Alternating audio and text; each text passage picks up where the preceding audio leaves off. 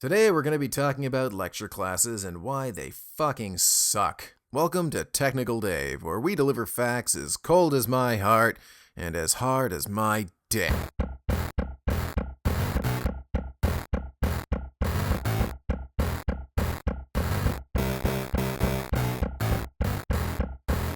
Now that I've got you good and polarized, sit down, take some notes. I'm only going to say this once. Or, if you replay the video, it's significantly more than once. In college, you've got two kinds of classes. Lectures, the thinky classes, and labs, the do-y classes. Lectures and labs are so called because these names are from a time when classes literally either took place in lecture halls or laboratories. Now, you may be thinking that sounds overly broad and outdated, but that's perfect because we're talking about the education system.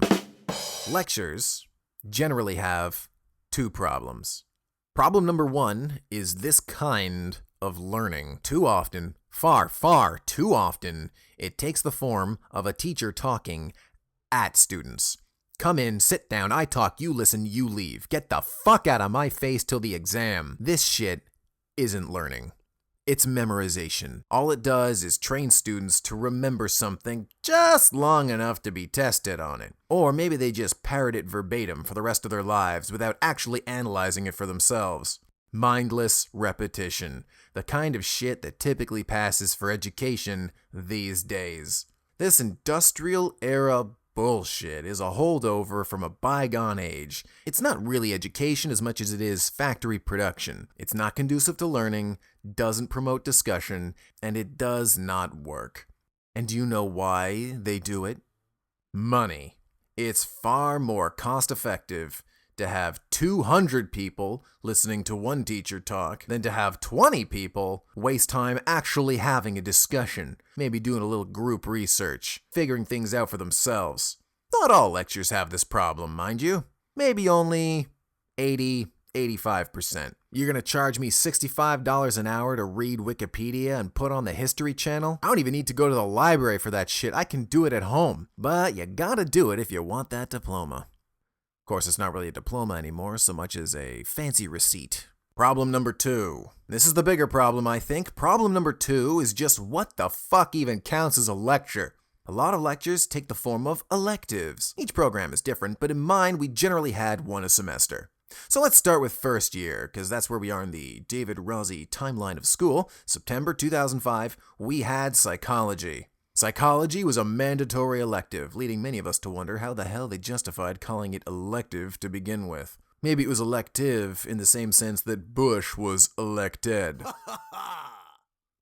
That's a timely reference for you. So we had psychology, which is of course the first thing that comes to mind when anyone thinks of studying art. Now I get it, I do. To sell art, you need to reach an audience. To reach an audience, you need to understand people. To understand people, you need psychology, and therefore, the school can justify allocating 14 weeks of your time and money to a class you don't want to take. I could understand if maybe it'd been a condensed lesson in psych tailored to the needs of aspiring artists, but you know what we started with?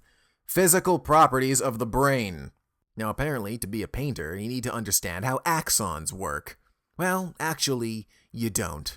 And you know how I know you don't need to know? 'Cause there's this art history class that, you force us to take, where we study 10,000 years worth of people who were masters at art, none of whom even knew what the fuck a neuron was. It's almost as if microbiology has nothing to do with studying art. Isn't that something? Imagine that. You know what I learned in psychology? That psychology textbooks are fucking expensive. That the campus bookstore doesn't buy them back. That psychology is far too complicated a field to learn anything significant in 14 weeks, especially anything truly useful to the field of art. And we got close with that chapter on colorblindness. Close, but not quite. Of course, it doesn't really matter. Won't be long before there's a compulsory year of psychology at the beginning of every art degree anyway. A compulsory, elective, mandatory, optional, year-long, bell curve class on psychology. The first step in a 4-year bachelor in Introduction to Art. Starting at $19,999 a semester. Parking passes not included. So we had all these classes that we had to choose from, or not choose from, as the case may be, that were part of being an artist despite the fact that they were just general lectures on random anything. You know, the kind of shit retirees take at night school to fill up their free time. And of course, why do schools do it? Money. It's all about money. Schools are a business. By giving you a broad education, they can market themselves as preparing you for the world outside of school. After all, what if being an artist doesn't work out for you? You're gonna want something to fall back on. Well, hey, you know what, assholes? You let me worry about that. A broad education of general topics? That's what public school is for.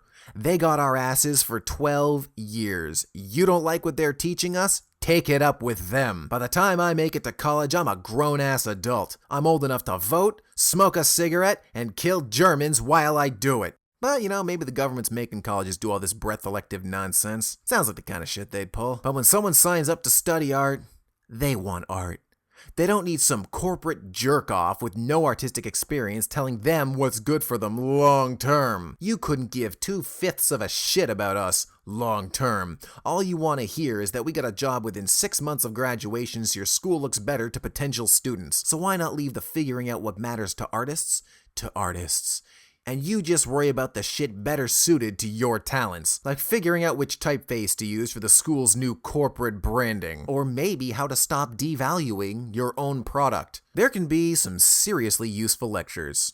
I had a few myself, and I totally understand the value of the concept of many of them. Sitting down to get some perspective, look at where we've been artistically and where we're going, to help broaden our understanding of the field and our potential in it. But not when we're just playing academic follow the leader, and not when it's the kind of shit I can do at home for free. And you know what the real kick in the taint is on this one? It's when you're wrist deep in critical assignments and one of these elective teachers is giving out homework as if their class actually fucking mattered. That's always fun. So there you have it, the unavoidable reality of breadth electives. Some of them are okay, some of them are pretty helpful.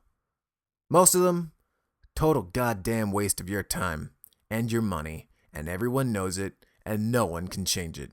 You want the good classes, you gotta take the bullshit with them. Pay your fee, repeat after me, grab your diploma at the door.